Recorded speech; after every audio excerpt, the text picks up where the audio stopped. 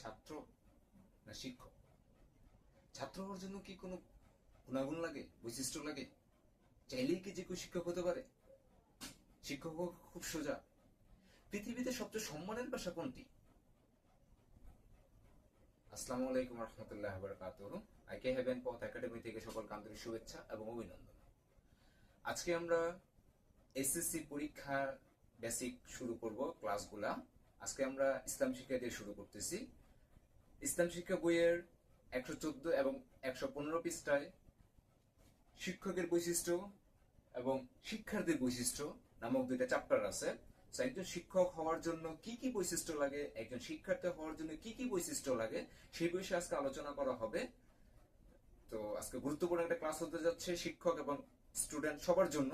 খাতা কলম নিয়ে বসতে হবে। পরীক্ষাতে প্রায় আসে শিক্ষকের বৈশিষ্ট্য কি বর্ণনা করো, শিক্ষার্থীর বৈশিষ্ট্য কি বর্ণনা করো।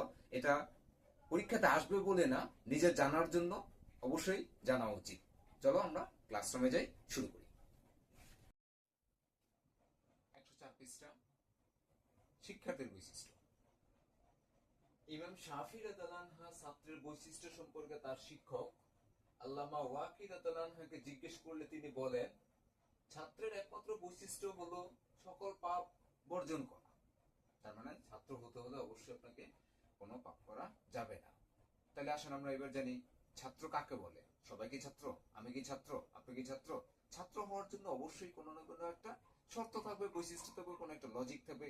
তো সবাই ছাত্র না। তাহলে দেখেন ছাত্র কারা, সংজ্ঞাটা দেখি আমরা।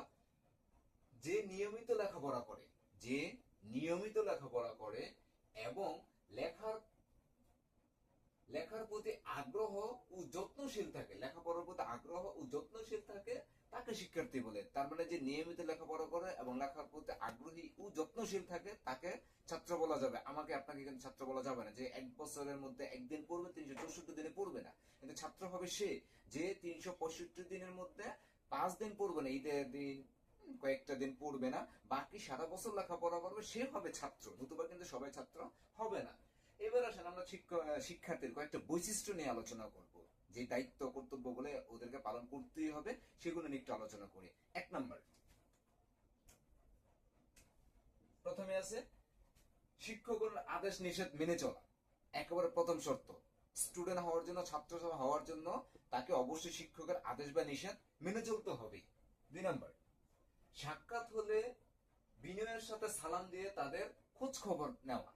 সাক্ষাৎ হলে, দেখা হলে অবশ্যই তাদেরকে বিনয়ের সাথে সালাম দিয়ে তাদের খোঁজ খবর নিতে হবে। এখন সালাম দেওয়া অনেক স্টুডেন্ট কেমন জানি, এটা তাদের বয়সের দোষ নাকি আমাদের গার্জিয়ানদের দোষ আমি জানি না। এখন কেন জানি স্টুডেন্টরা এখন অনেকটাই উগ্র হয়ে যাচ্ছে। তো মাল্টিমিডিয়ার যুগে এসে কেন তারা এমন হয়ে যাচ্ছে জানি না। এটা আমাদেরকে অবশ্যই খুব কঠোরভাবে চিন্তা করতে হবে। তো এই বিষয়টা মাথায় রেখে কাজ করতে হবে। 2 নম্বর শর্ত। তারপর দেখেন 3 নম্বর শর্ত বলছে কি, শিক্ষক যা শিক্ষা দেন তা মনোযোগ সহকারে শোনা। শিক্ষক যা শিখাবে ক্লাসে সেটা মনোযোগ সহকারে শুনতে হবে। তারপর সবসময় শিক্ষকগণের সাথে নম্র, ভদ্র ও উত্তম আচরণ করা। আবার বলতেছি, সবসময় শিক্ষকদের সাথে নম্র, ভদ্র ও উত্তম আচরণ করা। কারণ যে স্টুডেন্ট শিক্ষকদের সাথে নম্র, ভদ্র আচরণ করবে না, সেই স্টুডেন্ট কি করে অন্যদের সাথে নম্র, ভদ্র আচরণ করবে? যে স্টুডেন্ট বাপমার সাথে নম্র, ভদ্র আচরণ করবে, সেই স্টুডেন্ট অবশ্যই শিক্ষকদের সাথে নম্র, ভদ্র আচরণ করবে।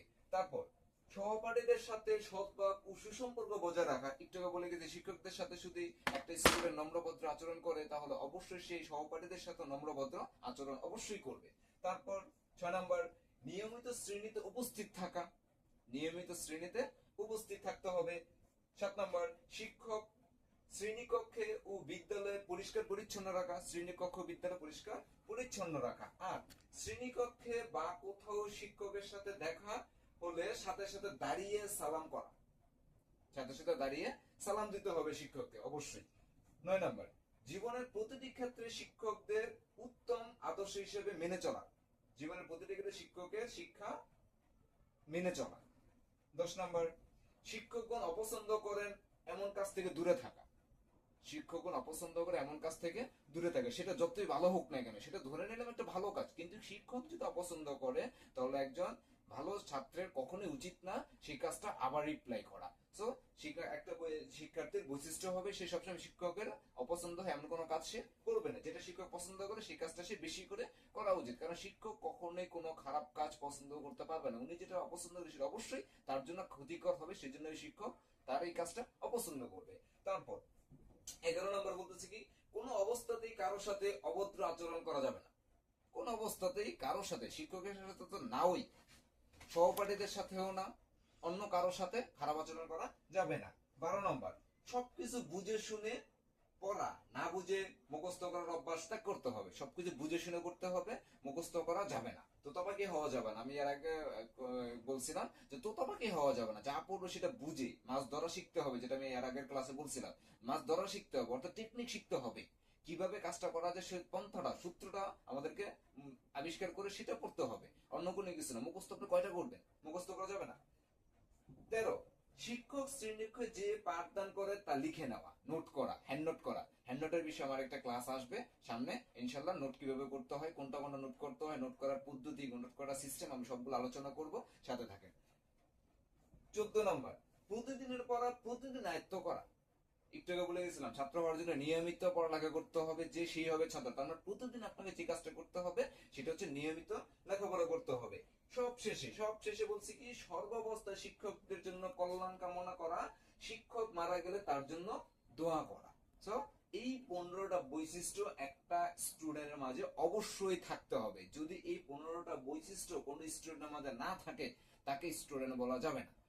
স্টুডেন্ট হওয়ার জন্য এই 15টা বৈশিষ্ট্য তার মাঝে অবশ্যই ধারণ করতে হবে।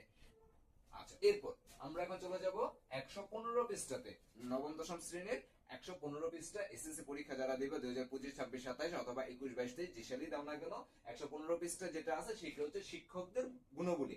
এখন এতক্ষণ যাবত আমরা আলোচনা করছি স্টুডেন্টদের বৈশিষ্ট্য। এই বৈশিষ্ট্যগুলো 15টা বৈশিষ্ট্য যদি থাকে তাহলে তাকে আমরা স্টুডেন্ট বলবো। এখন টিচারকে যে কেউ চাইলেই হতে পারে না, সবাই টিচার হতে পারবে না। একটা স্টুডেন্ট সবার কাছে প্রিয় হতে পারে না, আবার একটা টিচারও সবার কাছে প্রিয় হতে পারে না। তার মানে টিচার হওয়ার জন্য কিছু বৈশিষ্ট্য আছে, কিছু সিস্টেম আছে, নিয়ম কানুন আছে। সেই নিয়মগুলো দেখো। প্রথমে, যিনি আমাদের শিক্ষা দেন তিনি শিক্ষক।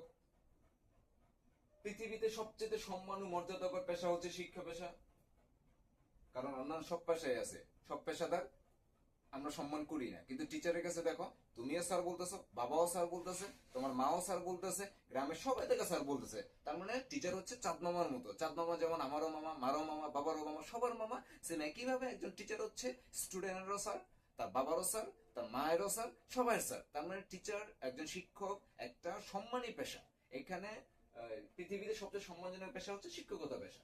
তারপর আমাদের প্রিয় নবী সাল্লাল্লাহু আলাইহি ওয়াসাল্লাম নিজেকে শিক্ষক হিসেবে পরিচয় দিয়ে বলেন, এবার দেখো নবী করিম সাল্লাল্লাহু আলাইহি ওয়াসাল্লাম কি বলছে, বলছে যে আমাকে শিক্ষক হিসেবে প্রেরণ করা হয়েছে। ইবনে মাজাতেও নেব এই হাদিসটা আছে যে নবী করিম সাল্লাল্লাহু আলাইহি ওয়াসাল্লাম বলছে আমাকে শিক্ষক হিসেবে প্রেরণ করা হয়েছে।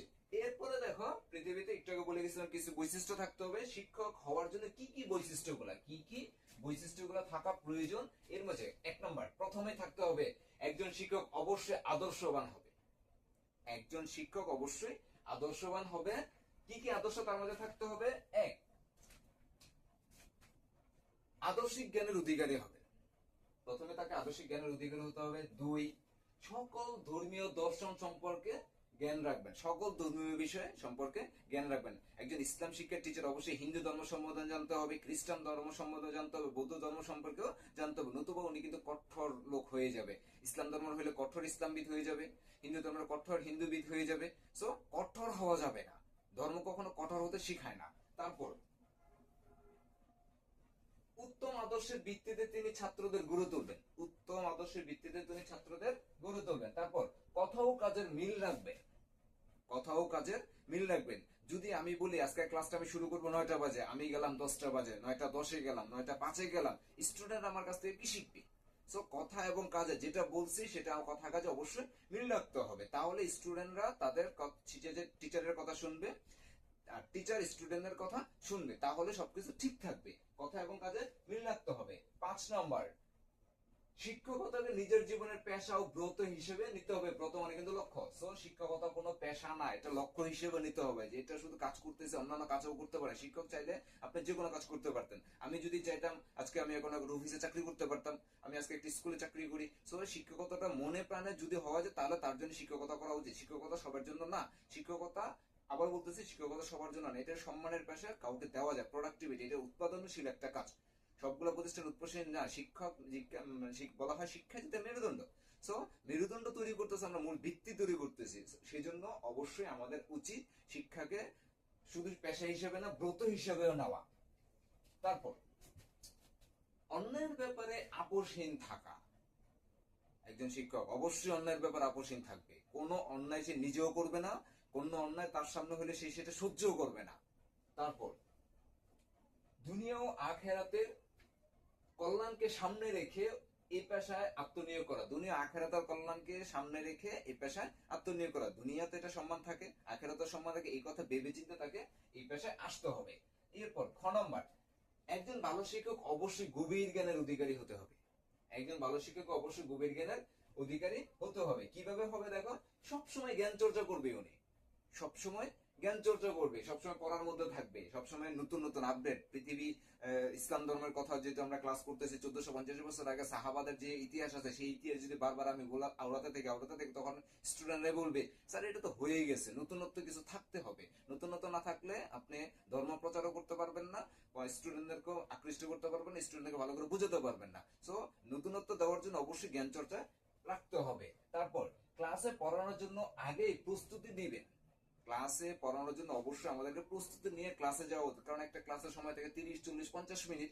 তো এই 30, 40, 50 মিনিট প্রত্যেকটা সময় আমার কাছে আমানত, প্রত্যেকটা স্টুডেন্টের আমার কাছে আমানত সময়। এই সময়টা যদি আমি হেরফের করে কাটিয়ে দিই, কোনো রকম ক্লাসটা করে চলে আসি, তাহলে তাদের অধিকার থেকে, তাদের হক আমি নষ্ট করতেছি।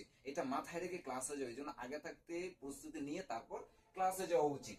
এরপর সমসাময়িক বিষয়ে ধারণা রাখতে হবে, অর্থাৎ বর্তমানে কি হচ্ছে, 1450 বছর আগে সাহাবারা কি করছে সেটা যেমন আমাদেরকে জানতে হবে, বর্তমান সময় কি হচ্ছে সেটার পরিপ্রেক্ষিত জেনে স্টুডেন্টদেরকে আমাদেরকে বুঝাতে হবে। তাহলে স্টুডেন্টদেরকে ভালো বুঝাতে পারবো, তারাও ভালো বুঝবে। এরপরে লেখালেখি করবেন, অর্থাৎ বর্তমান সময়ের প্রেক্ষিতে একজন উনি যদি লেখালেখি করতেছে তাহলে তাকে অবশ্যই অনেক কিছু জানতে হবে। তারপর একজন ভালো শিক্ষক ব্যক্তিত্ব সম্পূর্ণ হবেন। একজন ভালো শিক্ষক ব্যক্তিত্ব সম্পূর্ণ, কিভাবে ব্যক্তিত্ব সম্পূর্ণ হবেন? এক নাম্বার, পরিষ্কার পরিচ্ছন্ন থাকবেন। পরিষ্কার পরিচ্ছন্ন থাকবেন। এখন আমি এখানে দেখো মানে একটা মোটামুটি যে একটা স্ট্যান্ডার্ড ড্রেস পরে আমরা ক্লাস করতেছি, এখন আমি যদি লুঙ্গি গেঞ্জি পরে ক্লাস করতাম তাহলে আমাকে কেমন লাগতো? একটা উইয়ার্ড পরিবেশ তৈরি হতো। সেই জন্য একজন টিচারকে অবশ্যই পরিষ্কার পরিচ্ছন্ন থাকতে হবে। তারপরেরটা, মার্জিত ও ব্যক্তিত্ব রক্ষাকারী পোশাক পরিধান করতে হবে। একটু বলে গেছি কথাটা, যে মার্জিত এবং ব্যক্তিত্ব রক্ষাকারী পোশাক পরিধান করতে হবে। এখন আমি টিচার হিসেবে যদি আমি ফ্যাশনেবল, হাতে যদি ব্রেসলেট থাকতো, তারপরে মাথায় আমি ব্যান্ড পরতাম, তাহলে কেমন লাগতো পরিবেশ? টিচার হিসেবে এই কাজগুলো করা যাবে না। এই জন্য বলছে যে মার্জিত ব্যক্তিত্ব রক্ষাকারী পোশাক পরিধান করতে হবে। তারপরে বিশুদ্ধ উচ্চারণ ও প্রকাশ ভঙ্গির অধিকারী হতে হবে। বিশুদ্ধ উচ্চারণ করতে হবে, অর্থাৎ বইয়ের ভাষাটা, যেটা একটা দেশের, প্রত্যেকটা দেশেরই একটা শুদ্ধ ভাষা থাকে, সেই ভাষাটা উচ্চারণ করতে হবে এবং অবশ্যই উচ্চারণটা শুদ্ধ হতে হবে, তাহলে স্টুডেন্টরা ভালো বুঝবে। এরপরে 4 নম্বরে দেখেন, মানসিক ভারসাম্য রক্ষা বজায় রাখবেন। মানসিক ভারসাম্য বজায় রাখবেন। ক্লাসে যেহেতু একটা ক্লাসে ভালো স্টুডেন্টরা যেমন থাকবে, দুর্বল স্টুডেন্টরাও থাকবে। দুর্বল স্টুডেন্টরা যখন জিজ্ঞেস করবে তখন ওনাকে মেজাজ খারাপ করে উত্তর দেওয়া যাবে না। যে তুমি না বুঝলে বারবার চেষ্টা করতে হবে তাকে বোঝানো, রাগ করে কথা বলা যাবে না। এই জন্য বলা হয়েছে কি, মানসিক ভারসাম্য বজায় রাখবেন। এরপর নিয়মিত নিয়ম নীতির ক্ষেত্রে কঠোর হতে হবে। নিয়ম নীতির ক্ষেত্রে কঠোর হতে হবে। নিয়ম নীতির ক্ষেত্রে কোনো আইন সবার জন্য সমান, এই নীতি তাকে ফলো করতে হবে। একজনের জন্য এক আইন, আরেকজনের জন্য আরেক আইন করলে হবে না। এরপর সুস্থ মন ও দেহের অধিকারী হতে হবে। এরপরে একজন শিক্ষক সকল শিক্ষার্থীকে সমান চোখে দেখবেন। একজন শিক্ষক সকল শিক্ষার্থীকে সমান চোখে দেখবেন।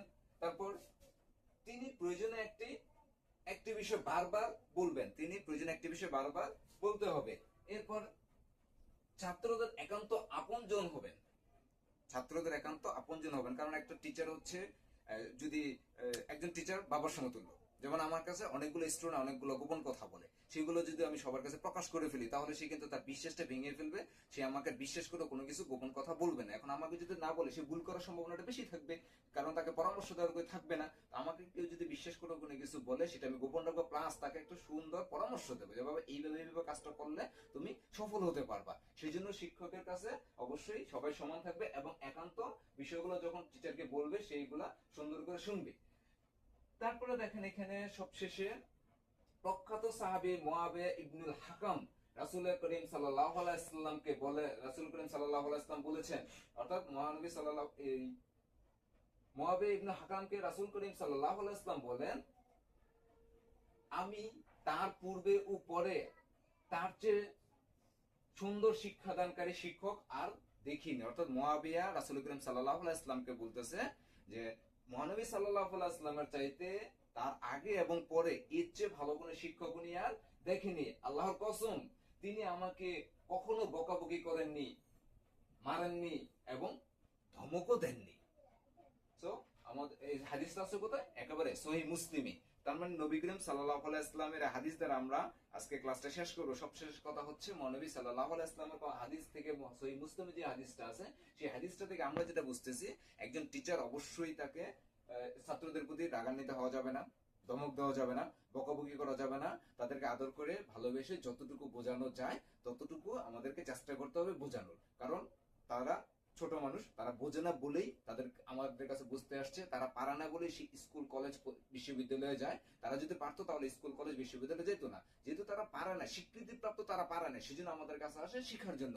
এই জন্য আমাদের উচিত, প্রত্যেকটা টিচারের উচিত এই বৈশিষ্ট্যগুলো নিজের মাঝে আয়ত্ত করা, প্রত্যেকটা টিচারের। এখন তোমাদের কাজ হচ্ছে এই বৈশিষ্ট্যগুলা আমার মাঝে আছে কিনা, তোমরা যারা আমাকে চেনো ব্যক্তিগত ভাবে, যে এই বৈশিষ্ট্যগুলো আমার মাঝে আছে কিনা, যদি থাকে তাহলে কমেন্টে অবশ্যই হা লিখবা। আর যে বৈশিষ্ট্যগুলো কথাগুলো বললাম সেই বৈশিষ্ট্যগুলো আমার মাঝে যদি না থাকে, কোনটা নাই সেটা যদি কমেন্টে জানাও, আমি চেষ্টা করব সেই বৈশিষ্ট্যগুলো নিজের মাঝে আয়ত্ত করার। এতক্ষণ যাবত আমাদের ভিডিও দেখার জন্য সবাইকে ধন্যবাদ। Thank you.